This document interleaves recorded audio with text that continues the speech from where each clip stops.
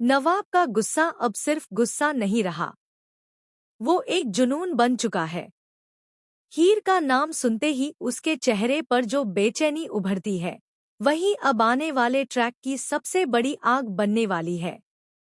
कहानी एक ऐसे मोड़ पर खड़ी है जहां प्यार, अधिकार और अहंकार तीनों आमने सामने टकराने वाले हैं। नवाब अब पूरी तरह से अपने दिल की आवाज सुन चुका है। उसे यकीन हो गया है कि उसके दिल में जो भी एहसास है, वो सिर्फ एक आकर्षण नहीं, बल्कि सच्चा प्यार है। लेकिन इस प्यार के साथ एक खतरनाक सोच भी जुड़ गई है। अगर हीर मेरी है, तो वो किसी और की नहीं हो सकती। और यही सोच उसे बेचैन कर रही है।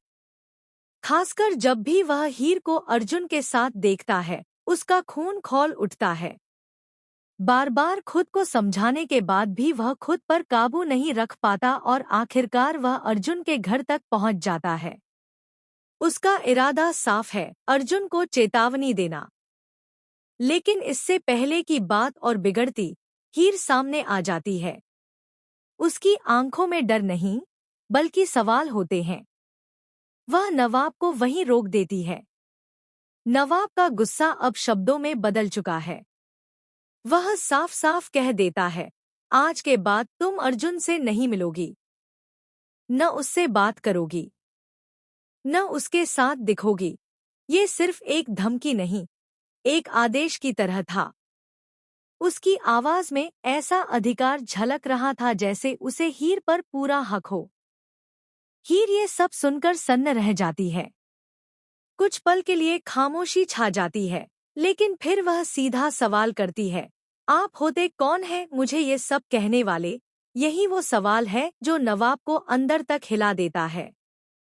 वह कहना तो चाहता है कि मैं तुम्हारा पति हूँ और मुझे हक है, लेकिन उसके होंठ उस सच को बोल नहीं पाते। उसकी आंखों में छिपी बेपसी साफ दिखाई देती है। नवाब के लिए ये सिर्फ प्यार का इजहार नहीं, उसकी इज्जत और अस्तित्व का सवाल बन चुका है। वह हीर को खोने का ख्याल भी बर्दाश्त नहीं कर पा रहा। लेकिन क्या प्यार में किसी पर यूं हुक्म चलाया जा सकता है? क्या अधिकार जताने से कोई रिश्ता बनता है या टूटता है? यही सवाल अब कहानी को और भी गहरा बनाने वाले हैं। दूसरी तरफ घर का माहौल भी किसी तूफान से कम नहीं है। हीर की मां नीलू को जब हीर और अर्जुन के रिश्ते के बारे में सच्चाई पता चलती है, तो उनका गुस्सा फूट पड़ता है।